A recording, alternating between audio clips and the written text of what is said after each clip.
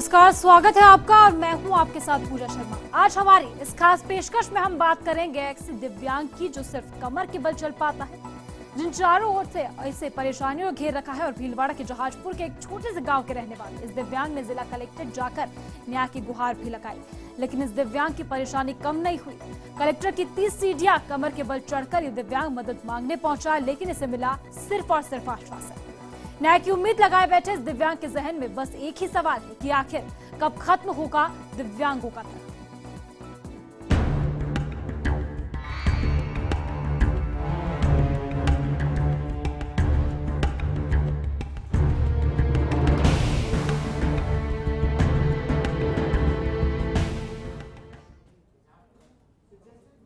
जी हाँ, मामला भीलवाड़ा में सामने आया है, जहां पर एक दिव्यांग इन दिनों काफी परेशानियों से गुजर रहा है। दरअसल दिव्यांग प्रभुलाल को बीपीएल से मकान स्वीकृत हुआ था, जिसकी उसे प्रथम किश्त तो मिल गई थी, लेकिन बाद में बकाया पैसा आज तक नहीं मिल पाया है।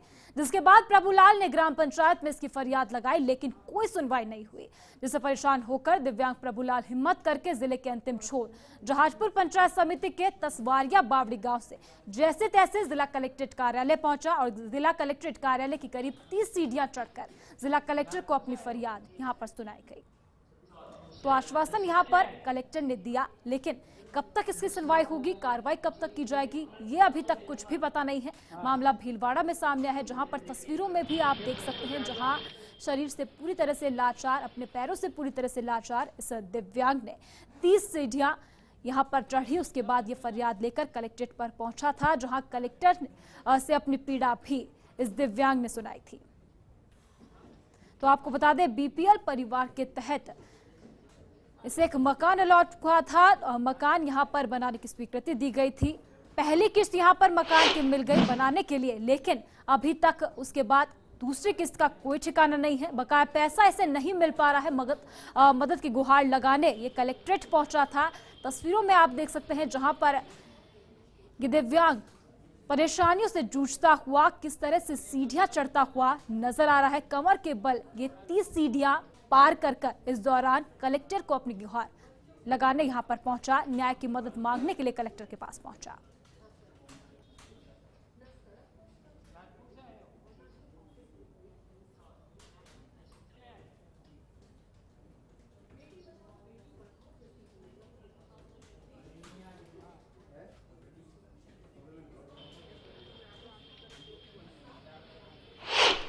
कमरे पास हो गए हैं मेरे, और अब किस्तें नहीं आ रही है।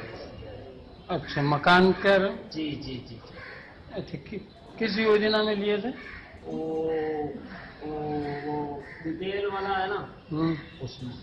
अच्छा, तो पैसा नहीं मिल रहा है? पैसा नहीं मिल रहा सर, इसीलिए आप आए हैं कलेक्टर? जी साहब। और फसल भी बढ़ गई है 10-12 बीघा, उसमें भी बात क्या करूँ, अब उसका मांग के रेट भरना पड़ता है। हाँ, खेती में हो जाए ठीक, ना हो ठीक। अब वो भूमि विकास बैंक वाले के वो नाटक कर रहे हैं, फार्म नहीं देंगे, ये नहीं करेंगे, वो नहीं करेंगे। और समिति वाले जो सबको फार्म मिल गए, और जिसके भूमि विकास बैंक का लोन था उसको भी फार्म दे दिए। ऑडियो चल रही किस्तें तो भी बरसों से। और अभी 3 साल पहले जमा कराया, 50,000 निकलवाए थे वापस, 1.5 लाख रुपये जमा कराए थे, वो वापस 50,000 निकला लिया, उसमें कोई छूट नहीं मिली। तो सुना आपने क्या कुछ कहना था दिव्यांग का। पूरी तरह से दिव्यांग परेशान है। बीपीएल परिवार के तहत इसे एक मकान अलॉट हुआ था। इस मकान का निर्माण यहां पर करवाना शुरू कर दिया था। पहली किस्त यहां पर अलॉट हो चुकी थी, लेकिन उसके बाद दूसरी किस्त का अभी तक कोई पता नहीं है। पैसा फिलहाल बकाया चल रहा है, यहाँ इसे पैसा नहीं दिया जा रहा है, जिसके चलते मकान का निर्माण कार्य भी फिलहाल अधूरा पड़ा हुआ है। तस्वीरों में आप देख सकते हैं, जहां पर दिव्यांग परेशान होकर 30 सीढ़ियां यहां पर चढ़ता हुआ नजर आ रहा है। फिलहाल आपको बता दें, संवाददाता इस खबर पर ज्यादा जानकारी के लिए सोमदत्त त्रिपाठी भी हमारे साथ जुड़े हुए हैं। चलिए उन्हीं से ज्यादा जानकारी ले लेते हैं। जी सोमदत्त, आपसे जानना चाहेंगे क्या कुछ परेशानी है इस दिव्यांग की? जी, जहाजपुर क्षेत्र के तसवारिया बावड़ी गांव का दिव्यांग है, जो आज कलेक्ट्रेट में बैठा था। जैसे उसके चेहरे पे ऐसे मायूसी थी कि जैसे उसकी मायूसी देखकर हर किसी की आंखें नम हो जाती थी। जैसे वो कलेक्ट्रेट की सीढ़ियों पे चढ़ रहा था। जो अरावली पर्वतमाला के समान उनको सीढ़ियां लग रही थी, उस सीढ़ियों पे जैसे तैसे वो चढ़ के कलेक्टर के पास फरियाद लेके पहुंचा। उन्होंने जब पूर्ववर्ती सरकार में जो बीपीएल के तहत मकान आवंटित हुआ था, मकान की प्रथम किस्त उनको मिल गई है, लेकिन द्वितीय किस्त नहीं मिलने के कारण उनकी पारिवारिक स्थिति कमजोर है, माता पिता बेहद ही बुजुर्ग है और वो सक्षम नहीं होने के कारण ये जैसे तैसे यहाँ, पिताजी मानसिक रूप से बीमार होने के कारण ये जैसे तैसे यहाँ पहुंचा और कलेक्ट्रेट के पास डॉक्टर टीना कुमार और जिला प्रमुख के पास फरियाद लेके पहुंचा और उन्होंने आश्वासन दिया। अब से कुछ ही दूर पूर्व मैंने जिला प्रमुख रामचंद्र सेन से बात की तो उन्होंने कहा कि निश्चित रूप से इनको जल्द से जल्द सहायता उपलब्ध करवा दी जाएगी और जो ये अंतिम छोर में जो बेटा है उसका ध्यान रखा जाएगा और इसको जो दूसरी किस्त है जो जल्द आवंटित करवाई जाएगी।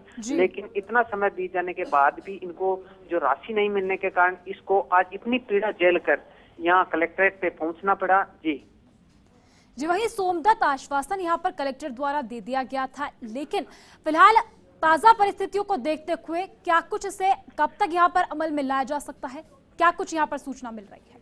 जी, अब से कुछ ही देर पूर्व मेरी जिला प्रमुख रामचंद्र सेन से बात हुई थी। उन्होंने साफ तौर पे आश्वासन दिया और जिला परिषद के मुख्य कार्यकारी अधिकारी से बात की।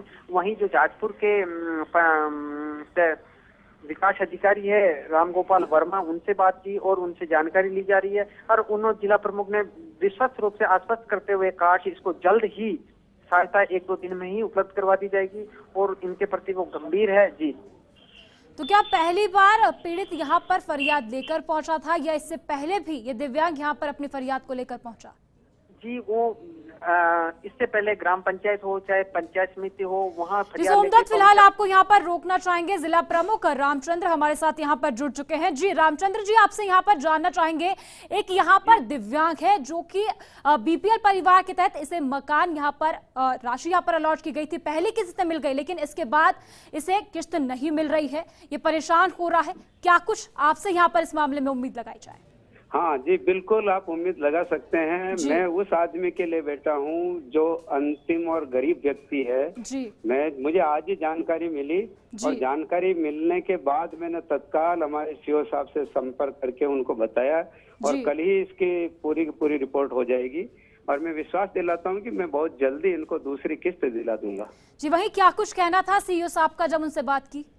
हाँ, उनकी जानकारी में भी नहीं आया, ये इन्होंने क्या बताया नहीं और ऐसे केस में अगर जानकारी मिलती है तो पूरी संवेदना के साथ हम लोग मदद करते हैं। व्यक्ति की कोई कारण हो सकता है किस्त नहीं मिलने का, लेकिन मैं पूरी जानकारी करके कल और परसों में इनको दिलवाने का पूरा प्रयास करूंगा। फिलहाल क्या कुछ पता चल पाया है, क्या कारण यहाँ पर रहा कि पहली किस्त के बाद इसे पैसा ही नहीं दिया गया? नहीं, ऐसा हो सकता है कि इन्होंने पूरी वो फर्स्ट किस्त का जो काम है उसकी पूरी रिपोर्ट इन्होंने नहीं दी हो जी। और अगर जानकारी हो जाती तो हम लोग तो ऐसे केस में तैयार रहते हैं, किसी को तकलीफ नहीं होने देंगे, ये मैं आपको विश्वास दिलाता हूँ। जी, वही कब तक यहाँ पर इसे पैसा मिल जाएगा? इसका मकान का काम जो कि रुका हुआ है वो कब तक शुरू हो पाएगा? मैं एक हफ्ते में आपको विश्वास दिलाता हूँ, ज्यादा से ज्यादा 1 हफ्ते में इनको पैसा दिला देंगे। शुक्रिया हमारे साथ यहाँ पर जुड़ने के लिए, आश्वासन यहाँ पर देने के लिए रामचंद्र जी। तो फिलहाल आपको बता दें यहाँ पर हमारे साथ जुड़े हुए थे जिला प्रमुख रामचंद्र सेन। उनका कहना था कि 1 हफ्ते के भीतर ही इसे न्याय दिलवाया जाएगा, यहाँ पर पैसा इसे अलॉट करवा दिया जाएगा। पहले किस्त के बाद जो पैसा रुका हुआ था उसके बाद मकान का काम भी रुक गया था, तो यहाँ पर आश्वासन देते हुए जिला प्रमुख नजर आए। फिलहाल आपको बता दें संवाददाता हमारे साथ जुड़े हुए हैं, उनसे और कुछ बात यहाँ पर कर लेते हैं। जी, आपसे जानना चाहेंगे जिस प्रकार से यहाँ जिला प्रमुख आश्वासन देते हुए नजर आए, क्या कुछ लगता है कि 1 हफ्ते में यहाँ पर इसे पैसा दे दिया जाएगा और वही परेशानी कहाँ पर आ रही थी? जी पूजा, जो सबसे पहले मुख्य बात यह है कि जो अंतिम छोर में बेटा है, जो गांव का गरीब है, वो काफी कठिन परिस्थितियों में शहर में आता है। जो अंतिम जब उनकी कहीं पर भी सुनवाई नहीं होती है तो जिला कलेक्टर हो चाहे जिला प्रमुख हो यहाँ पहुंचता है। वो जब पंचायत समिति हो, ग्राम पंचायत है, वहाँ पर दर जाकर उन पर पैसे पाने के लिए अरदास लगाता है, लेकिन उनके पास नहीं मिलने के कारण वो इतना जो दिव्यांग है जो सीढ़ियों पे भी नहीं चढ़ पा रहा था, कलेक्ट्रेट के गेट पे बैठा था। वो ऐसी कठिन परिस्थितियां जो हर कोई देखे तो उनकी आंखें भी नम हो जाएगी। इसी कठिन परिस्थितियों में ये यहाँ कैसे आया होगा, उसको कितनी मजबूरी होगी। ये 130 किलोमीटर लगभग चल के यहाँ आया, तो उसमें कितनी कठिन परिस्थितियों का सामना करना पड़ा। इतनी कठिन परिस्थितियों का सामना करते हुए उसने जो किस्त पाने के लिए आज यहाँ पहुंचा और जिला प्रमुख से मुलाकात की, और उन्होंने भी आश्वासन दिया, और हमने भी उनके बाद जब जिला प्रमुख से बात की तो उन्होंने साफ तौर पे आश्वस्त किया कि उसको जल्द ही जो सहायता उपलब्ध करवा दी जाएगी। जी पूजा जी, वही आश्वासन यहाँ पर दे दिया गया है, लेकिन फिलहाल यही सवाल बनता है कि इस प्रकार की परेशानियां ही यहाँ पर सामने क्यों आती हैं।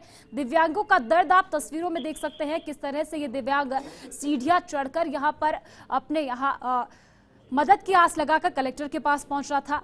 कारण यहाँ पर क्या कुछ रहा, क्योंकि जिला प्रमुख का भी यहाँ पर यही कहना था कि कारण का फिलहाल कुछ पता नहीं है।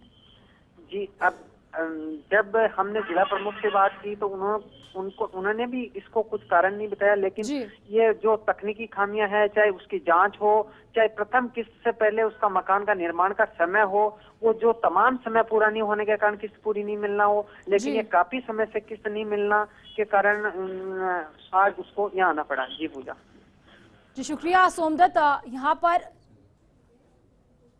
आश्वासन दिया गया है जिस प्रकार से जिला प्रमुख द्वारा कि एक सप्ताह के भीतर ही यहां दोबारा निर्माण कार्य शुरू करवा दिया जाएगा मकान का, जहां पर बीपीएल परिवार के तहत इसे यहां राशि अलॉट की गई थी, पहले किस्त यहां पर मिल गई थी, वहीं दूसरी किस्त भी यहां दिलाने का जिला प्रमुख द्वारा आश्वासन दिया गया। वहीं ये पीड़ित जब अपनी फरियाद लेकर कलेक्ट्रेट पर पहुंचा तो कलेक्टर ने भी यहां पर इस मामले में आश्वासन दिया है। जिला प्रमुख ने डीओ से इस मामले पर बात करी, उनका भी यहां पर कहना था कि तुरंत इस मामले में कार्रवाई की जाएगी और मदद यहां पर पूरी तरह से दिव्यांग की जाएगी, और हम इसी के लिए यहां पर बैठे हैं, किसी तरह की यहां दिव्यांगों को परेशानी ना हो, इसे निकालने के लिए पूरी तरह से कोशिश यहां पर की जाएगी। फिलहाल हमारी खास पेशकश में रुकेंगे एक ब्रेक के लिए, और ब्रेक के उस पार बात करेंगे जहां पर बच्चों के पोषाहार में गफलत के मामले रुकने का नाम ही नहीं ले रहे हैं। आप देखते रहिए फर्स्ट इंडिया न्यूज।